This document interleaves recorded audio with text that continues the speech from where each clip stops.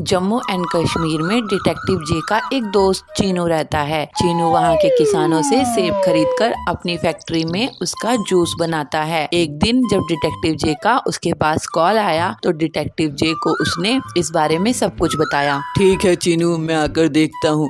इसी बहाने में जम्मू और कश्मीर भी घूम लूंगा। अगले दिन डिटेक्टिव जे ट्रेन पकड़कर जम्मू और कश्मीर पहुंच जाता है और अपने दोस्त की फैक्ट्री पहुंचकर उससे मिलता है। दोनों ने बहुत बातें की। मुझे तुम्हारी फैक्ट्री में एक क्लर्क बनकर अंदर का मामला देखना होगा। ठीक है डिटेक्टिव जे, जो तुम सही समझो। अगले दिन डिटेक्टिव जे क्लर्क बनकर फैक्ट्री में पहुंच जाता है। तभी वो देखता है कि सारे वर्कर्स सो रहे हैं और कुछ वर्कर्स गप्पे लड़ा रहे हैं। डिटेक्टिव जे फैक्ट्री के मैनेजर के पास जाता है और उससे शिकायत करता है। तुम अपने काम से काम रखो ना, ज्यादा चूचे पड़ ना करो वरना काम से निकाल दूंगा। आए बड़े ईमानदार बनने वाले, जाके काम करो अपना। डिटेक्टिव जे समझ जाता है कि यहाँ सब बहुत लापरवाह हैं। रात को वो फैक्ट्री में चुपके से घुस जाता है और वर्कर्स की फाइल चेक करता है। तभी उसे एक फाइल मिलती है जिसे देखकर उसके होश उड़ जाते हैं। कंपनी का मैनेजर एक 5वीं फेल आदमी है। इतनी बड़ी पोस्ट पर एक 5वीं फेल आदमी, यहाँ बहुत करप्शन है। अगले दिन डिटेक्टिव जे ने मैनेजर से बात की और उसकी रिमांड ली और उस मैनेजर ने सच सच बता दिया कि उसने मैनेजर को 2 लाख रुपए दिए थे और एक बात भी बताई। यहाँ हर शनिवार को फैक्ट्री से माल ट्रकों में लोड होकर कहीं जाता है। ये बात मुझे नहीं पता कि वो कहाँ जाता है, बस इतना ही पता है। डिटेक्टिव जे अब शनिवार का इंतजार करने लगा। शनिवार आ गया और डिटेक्टिव जे फैक्ट्री में छुपकर बैठ जाता है। तभी वो देखता है कि फैक्ट्री में कुछ ट्रक आने लगे हैं। तभी डिटेक्टिव जे ट्रक के नंबर को देखता है। वो ट्रक यहाँ के नहीं थे, वो बिहार के ट्रक थे। तभी उसने देखा कि डिटेक्टिव जे उसमें से एक ट्रक में चढ़कर बैठ जाता है और अपने एक दोस्त जिसका नाम रिंकू था उसे फोन करता है। रिंकू, तुम मेरे फोन की लोकेशन एक बार चेक करते रहना। ये जहाँ जहाँ जाएगा तुम मुझे फिर इसकी लास्ट लोकेशन बताना, ये कहाँ जाकर रुकता है। ठीक है डिटेक्टिव जे। ट्रक 20 घंटे के बाद एक जगह पहुँचता है। रिंकू लोकेशन देख रहा था। तभी उसने देखा कि वो ट्रक मुंबई से एक जगह आकर रुकता है जो अरेबियन सी के पास था। मतलब ट्रक जम्मू से चलकर मुंबई आता है। रिंकू ये बात डिटेक्टिव जे को बता देता है। वो सभी ट्रक एक गोदाम में जाकर रुकते हैं। सारे सेब उतार लिए जाते हैं और ट्रक वहाँ से चले जाते हैं। रिंकू उस गोदाम के मैनेजर को देखता है और उसे धमकाता है कि अगर उसने सब सच नहीं बताया तो वो पुलिस को बुला लेगा। अब उसने सब सच बता दिया। मैं नहीं जानता ये माल कहाँ से आता है और कहाँ जाता है, ये तो फैक्ट्री के मालिक मिस्टर मल्होत्रा ही जानते हैं। रिंकू मिस्टर मल्होत्रा का नंबर और एड्रेस ले लेता है और अगले दिन मिस्टर मल्होत्रा से मिलता है और इसके बारे में पूछता है तो वो कहता है, मैं नहीं जानता ये माल चोरी का है। मैं तो बस ये जानता हूँ कि चिंकू इंडस्ट्रीज का बड़ा वाला मैनेजर मुझे ये माल कम कीमत पर देता है। बाजार से ये माल 1 करोड़ का मिलता है, वही मैनेजर मुझे 17 लाख में ये सारा माल दे देता है। रिंकू ये बात डिटेक्टिव जे को बता देता है और डिटेक्टिव जे अब फैक्ट्री के बड़े मैनेजर के पास जाता है, पर मैनेजर वहाँ नहीं था। स्टाफ से पूछने पर पता चला कि वो पार्टी में गया है। डिटेक्टिव जे उसी पार्टी में पहुँचा जहाँ चिंकू भी था। डिटेक्टिव जे ने चिंकू को सारी असलियत बता दी और मैनेजर ने भी अपना जुर्म कबूल किया और उसे चिंकू ने पुलिस के हवाले कर दिया। तो देखा आपने किस तरह डिटेक्टिव जे ने रिंकू की मदद से केस सॉल्व कर दिया। बबलू कबूतर की पत्नी पीलू चिड़िया का हाइट बहुत कम था। वो इतनी नाटी थी कि कई बार जंगल के पक्षी उसका मजाक उड़ाते थे। बबलू कबूतर की माँ पीलू चिड़िया से कहती है, अरे पीलू, तेरे लिए तो मुझे किचन में टेबल रखवानी पड़ेगी।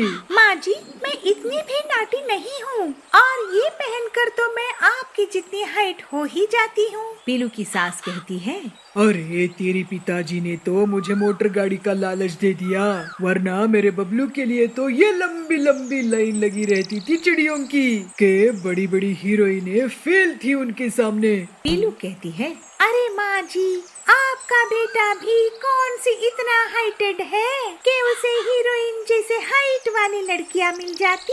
वैसे भी मेरी और इनकी जोड़ी तो राम सीता की जोड़ी है। एक दिन सभी खाना खा रहे होते हैं। बबलू कहता है, माँ, दाल बहुत अच्छी बनी है, थोड़ी सी और देना। अरे रुको जी, मैं लेके आती हूँ, किचन में है। वैसे भी मैं खड़ी ही तो हूँ। ये सुनकर उसकी सास हंसने लगती है। तुम खड़ी हो या बैठी, एक ही बात है। तो पीलू कहती है, बस कीजिए सासू माँ, अभी तो मैंने हील्स नहीं पहनी है। अगर हील्स पहनूंगी तो मेरी भी ऊंचाई और बढ़ जाएगी। ऐसे ही एक दिन पीलू चिड़िया सब्जी लेने के लिए बाजार जाती है। तो पड़ोसन उसको देख के कहती है, अरे बबलू की हाइट तो देखो, रंग रूप देखो, ऐसी नाटी बहू लाने की क्या जरूरत थी बबलू की माँ को, पता नहीं। और उसका पति कहता है, अरे दहेज मिला होगा, मोटा तगड़ा दहेज मिला होगा, तभी तो उसके लालच में नाटी बहू लाए हैं। अब करे जग हंसाई, हा हा हा हा। पड़ोसियों की बात पीलू सुन लेती है और उसे बहुत गुस्सा आता है। पीलू चिड़िया उनसे कहती है, अंकल जी, आंटी जी, मेरे पापा के पास धन दौलत है। उन्हें मेरी शादी के लिए एक अच्छा लड़का चाहिए था। उन्हें ये पसंद आ गए। उन्होंने मेरी शादी इनसे करवा दी। इसमें मेरा क्या कसूर है जो आप मुझे ताना मार रहे हो? तो पड़ोसन कहती है, अरे नहीं नहीं पीलू, ऐसी बात नहीं है। हम तो तेरी सास की बात कर रहे थे। कितनी लालची औरत है। इस पर पीलू चिड़िया कहती है, देखिए वो लालची नहीं है, उनके कुछ शौक है जो अपने बेटे से पूरा कराना चाहती है। इसमें क्या बुराई है? तो पड़ोसी अंकल कहते हैं, अरे हाँ हाँ, तुम ठीक कह रही हो बेटा पीलू, लेकिन क्या है ना, हम तो पड़ोसी हैं, हम तो देखते रहते ना कि किसके घर में क्या हो रहा है। अंकल जी, ना तो मैं आपकी बहू हूँ, ना ही आपके रिश्तेदारों से मुझे मिलना है, ना मुझे आप लोगों से कुछ लेना देना है। आप पड़ोसी हैं, अच्छी बात है, मगर इस तरह दूसरों की बुराई करना सही बात नहीं है। ऐसा बोलकर पीलू वहाँ से निकल जाती है। अगले दिन बबलू कबूतर अपनी पत्नी पीलू से कहता है, पीलू तैयार हो जाओ, हमें एक पार्टी पे जाना है। पीलू और बबलू पार्टी के लिए तैयार होकर घर से निकलते हैं। पार्टी में बबलू का दोस्त उससे कहता है, अरे बबलू, तू कितना लकी है, तेरी पत्नी की हाइट इतनी छोटी है कि तुझे बच्चे की जरूरत ही नहीं है, भाभी ही बच्चों जैसी हैं। और बबलू, मेरी बीवी की हाइट इतनी छोटी होती तो मैं तो बहुत परेशान होता, मैं तो घर से बाहर ही नहीं निकल पाता। पता नहीं फुदक कर कहीं चली जाती तो लेने के देने पड़ जाते। हा। ऐसे सभी हंसने लगे। बबलू और पीलू दोनों उदास हुए। उसी समय पार्टी की जगह में अचानक से आग लग जाती है। अरे ये आग कैसे लग गई? आग आग आग, भागो यहाँ से, जल्दी भागो।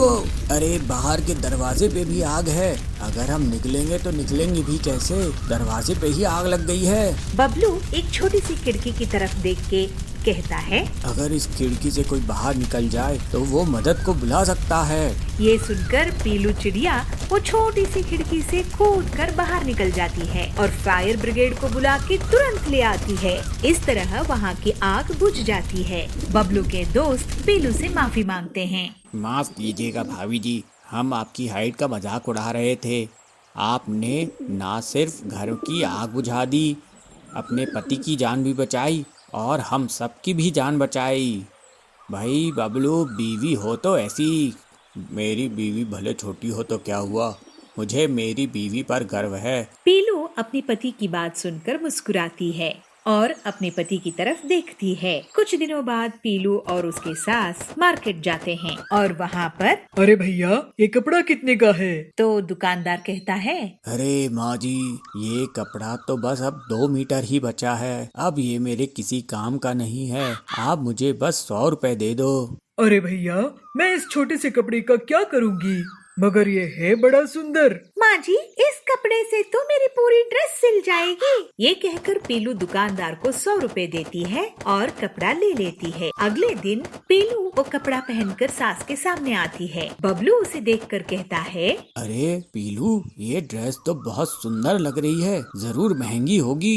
अरे कपड़ा तो मैंने पसंद किया था, मगर वो पूरा नहीं था, इसीलिए इसको दे दिया। इसलिए पीलू बोलती है, नाटी होने का यही फायदा होता है माँ जी, कि कम कपड़ों में पूरी ड्रेस बन जाए। आए दिन पीलू की हाइट को लेकर उसकी सास और पड़ोसी उस पे ताना मारा करते थे। एक दिन एक गड्ढे के पास से बहुत जोर जोर से आवाज आती है। देखते हैं कि सभी गड्ढे के सामने भीड़ लगाकर खड़े हुए हैं। एक आदमी रोता हुआ कहता है, एक आदमी रोता हुआ कहता है, मेरा बेटा इस गड्ढे में गिर गया। तभी वहाँ पे पीलू आ जाती है। अंकल जी, आप रोइए मत, इस बच्चे को मैं खड्डे से निकाल के लाऊंगी। सभी देखते रह जाते हैं कैसे छोटी सी नाटी सी उस छोटे से गड्ढे में जहाँ पर वो बच्चा गिरा था तुरंत अंदर जाती है और उस बच्चे को उस गड्ढे से निकाल बाहर लाती है। पूरा मोहल्ला पीलू चिड़िया के लिए तालियां बजाता है। पीलू की मदद और साहसिक व्यवहार को देखकर वो अंकल पीलू से माफी मांगते हैं। मुझे माफ कर दो पीलू, मैंने तुम्हारी छोटी हाइट का कई बार मजाक उड़ाया था। आज तुमने मेरे बच्चे की जान बचाई है। कोई बात नहीं अंकल जी। पीलू की इस साहस पर पीलू की सास उसकी तारीफ करती है। वाह वाह पीलू, मुझे तुम पे बहुत गर्व है। कोई भी अपने रंग रूप हाइट के कारण बड़ा छोटा नहीं होता, वो अपनी साहस के कारण और सरल स्वभाव के कारण बड़ा या छोटा होता है। मुझे माफ कर देना बेटी, मुझे तुम पे बहुत गर्व है। ऐसे कहते हुए पीलू की सास उसे गले लगा लेती है और सारे मोहल्ले वाले पीलू की वाहवाही करते हैं। बबलू बहुत खुश होता है।